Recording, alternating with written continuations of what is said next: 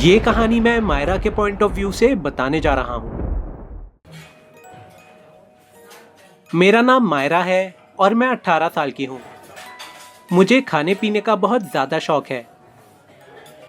मैं खाने पीने की इतनी दीवानी हूँ कि अगर आप मुझे रात के 3 बजे गहरी नींद से उठाकर भी टिक्की, पिज्जा या बर्गर खाने को कहेंगे तो मैं खुशी खुशी खा लूंगी, और वो भी बिना कंप्लेंट किए कि आपने मुझे इतनी रात को क्यों जगाया। मेरी फ्रेंड्स आराध्या, अस्मिता, सारा और आयशा भी फूडीज हैं, और हम सभी सहेलियों को तरह तरह के फूड आइटम्स ट्राई करना बहुत पसंद है। इनफैक्ट अस्मिता का तो YouTube पर एक बहुत फेमस फूड रिव्यू चैनल भी है, जिस पर वो तरह तरह के स्नैक्स को खाकर उनका रिव्यू करती है। एक रात मुझे मेरे फोन पे अस्मिता का कॉल आया और उसने हमारे साथ आराध्या, सारा और आयशा को भी कॉन्फ्रेंस कॉल के थ्रू कनेक्ट कर लिया।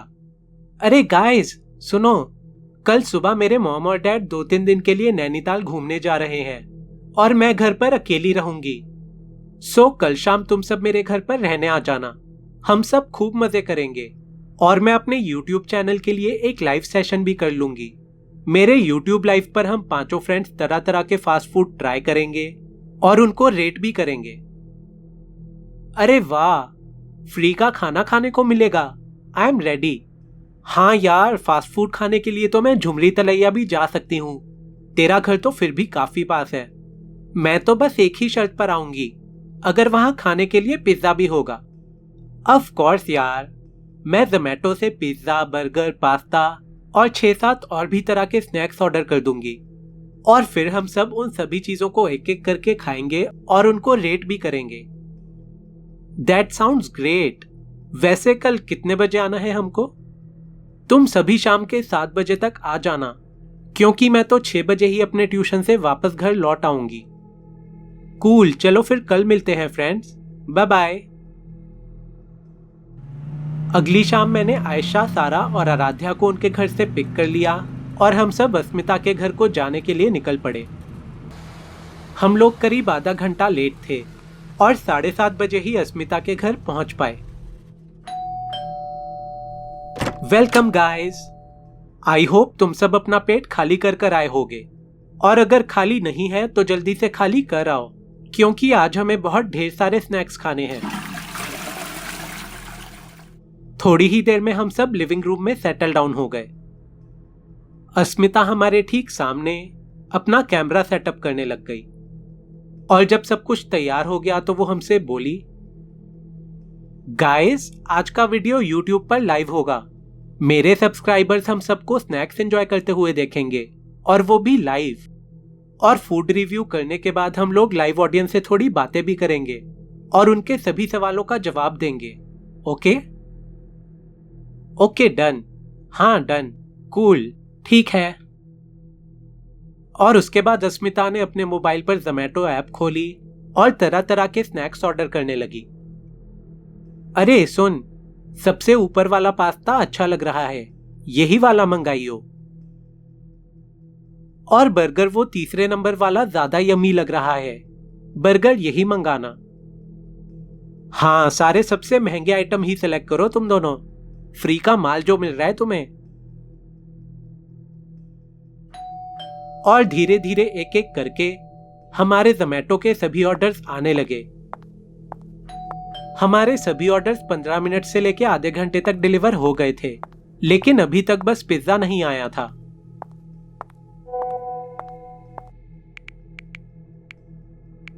गाइस, पिज्जा डिलीवरी को अभी टाइम लगेगा। ऐसा करते हैं कि हम YouTube लाइव स्टार्ट कर देते हैं और मैं घर का दरवाजा खुला छोड़ देती हूँ, ताकि जब पिज्जा डिलीवरी बॉय आए तो वो बेल बजाकर हमारा YouTube लाइव खराब ना कर दे। ठीक है। आराध्या, जब पिज्जा वाले भैया आएंगे तब दरवाजे पर जाकर तुम उनसे पिज्जा रिसीव कर लेना। ओके।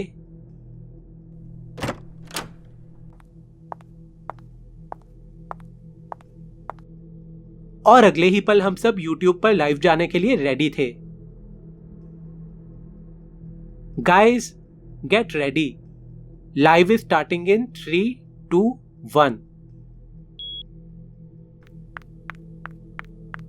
हेलो फूडीज, तो कैसे हैं आप सब? आई होप आप सब जिंदगी का मजा खूब सारा मजेदार खाना खाते हुए ले रहे होंगे। आज मैं और मेरी 4 बेस्ट फ्रेंड्स ट्राई करेंगे जोमेटो से ऑर्डर किए हुए तरह तरह के फास्ट फूड्स, और उन सभी को हम 10 में से रेटिंग भी देंगे। और फाइनली हम आपको ये बताएंगे कि हमें कौन सा आइटम सबसे ज्यादा पसंद आया और कौन सा सबसे कम। अस्मिता जब बैठकर अपनी ऑडियंस को सारी बातें एक्सप्लेन कर रही थी, तभी मुझे अचानक से दरवाजे के पास कुछ हलचल सी दिखाई दी।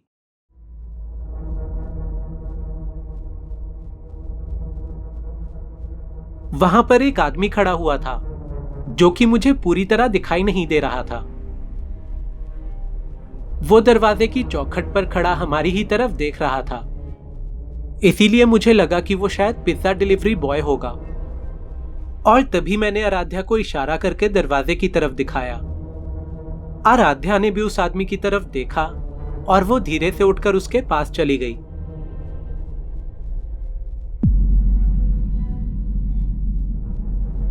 आप पिज्जा वाले हो ना? लाइए, हमें हमारा पिज्जा पकड़ाइए।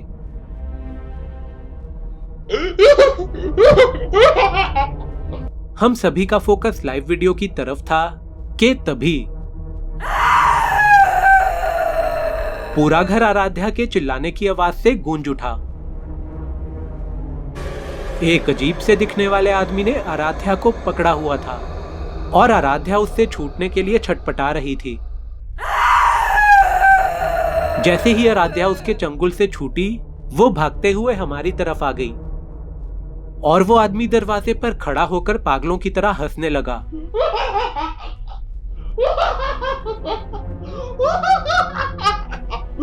हम सभी डर गए थे और हम सब तुरंत ही उठकर खड़े हो गए। तभी उस आदमी ने दरवाजे के साइड में लगे स्विच बोर्ड का बटन दबाकर घर की लाइट ऑफ कर दी और वो आदमी अंधेरे में भागता हुआ हमारी तरफ आने लगा। मैं और सारी लड़कियां उसी वक्त बगल वाले कमरे की तरफ भागे और हमने उस रूम के अंदर घुसते ही उसे अंदर की तरफ से लॉक कर दिया। वो आदमी जोर जोर से हमारे दरवाजे को तोड़ने की कोशिश करने लगा और उस समय उसके हंसने की आवाज ने हमारे दिलों में एक दहशत सी पैदा कर दी थी। तभी मेरा फोन अचानक से रिंग करने लगा। मैंने देखा कि वो मेरी मम्मी का फोन था और मैं अपनी मम्मी को कुछ भी बता पाती उससे पहले ही मेरी मम्मी ने कहा, मायरा, मायरा, वो आदमी कौन है? तुम सब ठीक तो हो ना बेटा? तुम फिक्र मत करना, पापा तुरंत ही पुलिस को फोन लगा रहे हैं। और ऐसा बोलकर मम्मी ने तुरंत ही फोन काट दिया। वो पागल आदमी अभी भी हमारे दरवाजे को तोड़ने की कोशिश में लगा हुआ था, लेकिन तभी हमें घर की घंटी बजने की आवाज आई। सर, क्या आपने पिज्जा मंगवाया था? और तभी हमें कमरे के बाहर से एक आदमी के दर्द में चिल्लाने की आवाजें आने लगी। हमने कमरे का दरवाजा हल्का सा खोलकर देखा तो पाया कि वो साइको आदमी पिज्जा डिलीवरी बॉय के ऊपर चढ़ा हुआ था और वो उस लड़के को कभी मुक्के मार रहा था तो कभी अचानक उसके शरीर पर जगह जगह काटने लग जा रहा था। हम 5 लड़कियां सहमी हुई थीं और कोई भी एक्शन लेने से डर रही थीं कि तभी पिज्जा डिलीवरी बॉय उस साइको आदमी को एक जोरदार मुक्का मारने में कामयाब हो गया। पिज्जा डिलीवरी बॉय ने उस आदमी की आंख पर मारा था, जिसकी वजह से वो साइको जोर जोर से दर्द में चिल्लाने लगा। और तभी मुझे पुलिस के सायरन की भी आवाज आने लगी। मेरे मॉम और डैड पुलिस वालों से भी पहले घर के अंदर आ पहुंचे।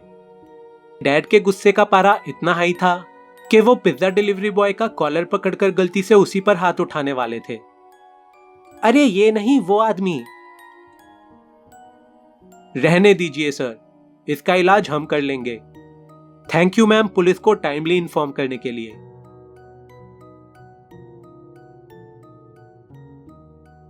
आप सब भी अब बाहर आ सकती हैं, अब आपको कोई खतरा नहीं है। मैं और लड़कियां तुरंत ही बाहर आ गए। मैं भागते हुए अपने मम्मी पापा के पास आई और उनसे लिपटकर रोने लगी। पुलिस ने हमें बताया कि ये एक खूंखार पागल आदमी है जो कि पागल खाने से भाग निकला था और फिर अगले ही पल पुलिस वाले उस आदमी को पकड़कर अपने साथ ले गए। थैंक गॉड उस रात मेरे और मेरी सहेलियों के साथ किसी भी तरह की कोई अनहोनी नहीं हुई और हम सब उस खतरनाक सिचुएशन से एकदम सुरक्षित बाहर निकल आए। उस रात के लिए मैं भगवान के अलावा और भी कई सारे लोगों को अपना थैंक्स देना चाहूंगी। एक थैंक्स मेरी मम्मी को, जो कि यूट्यूब पर अस्मिता का लाइव वीडियो उस समय देख रही थी।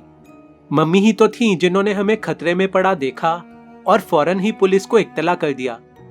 एक थैंक्स मेरे पापा को भी, who is always there to protect me no matter how dangerous a situation is. एक थैंक्स पुलिस की टीम को भी, जिन्होंने टाइमली एक्शन लिया और हमें बचाने आ गए। और एक स्पेशल थैंक्स उस पिज्जा डिलीवरी बॉय को भी, जो कि उस खतरनाक दरिंदे से घाव खाकर भी उससे लड़ा और उसे किसी तरह कंट्रोल में ले आया।